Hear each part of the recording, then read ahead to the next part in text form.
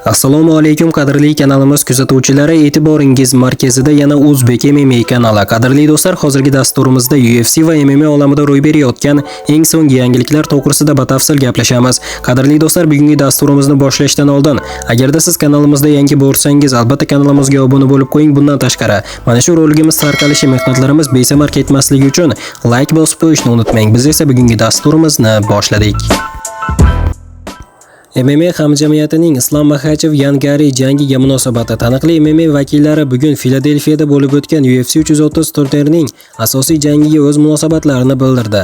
Islom Makhachev yarim o'rta vazn toifasidagi UFC chempionlik kamarini Yan Machado Gariga qarshi jangda himoya qildi, ammo bu chempionlik jangi rossiyalik sportchi uchun oson kechmadi va buni jang san'ati vakillari ham alohida ta'kidladi. Matt Brown uning gaplari: Men allaqachon aytib kelganman, Yan chempionlik darajasidagi jangchi, ammo vaqt va raqib tanlash muhim ahamiyatga ega. Shunday tuyulyaptiki, u hozir noto'g'ri joyda va noto'g'ri vaqtda qolib ketdi. Obyektiv qaraydigan bo'lsak, Gari ta'sirli jang o'tkazdi.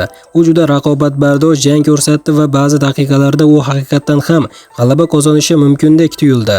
Bu shubhasiz Islomning kelgusi janglarida yanada qiziqarli qiladi. O'ylaymanki, yana cho'qqiga chiqishga va kelajakda chempionlikni qo'lga kiritishga qodir. Nolan King UFC butun jang davomida kamerani Carlos Parterga qaratib turdi.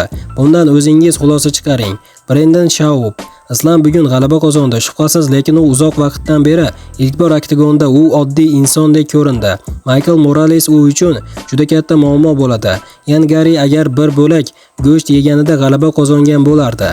Michael Berry: yaxshi jang, faqat oxirgi raundni kim olganini aytish qiyin.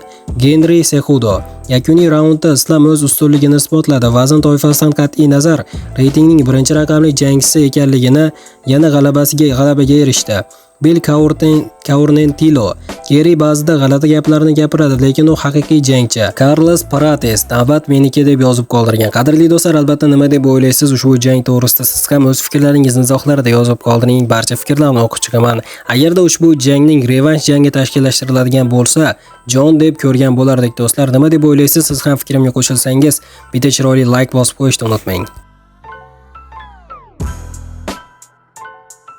Bu paytda bo'lsa, irlandiyalik jangchi Yan Machado Gari ham UFC 330 turnirida Islom Makhachevdan qabul qilib olgan mag'lubiyatiga izoh berdi.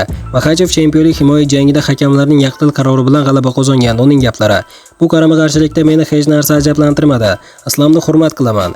U bizni divizionda o'tgan paytdayoq bu haqida aytgan edim. U g'alaba qozondi. Menda hech qanday bahona yo'q. Men hayotimdagi eng yaxshi jangimni o'tkazdim. O'zim, oilam va jamoam bilan faxrlanaman. Oldinda meni ushbu sportda 10 yillik hukmronlik kutib turibdi.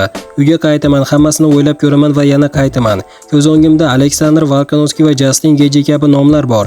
Ular shu yoshda chempion bo'lishgan. Men esa hali yoshman. Hamma narsa hali oldinda. Men qaytaman. Sizlarga va'da beraman, meni yaxshi ko'rasizmi yoki yo'q? Buning ahamiyati yo'q. Jamoamizni yaxshi ko'rasizmi yoki yo'q? Buning ham ahamiyati yo'q.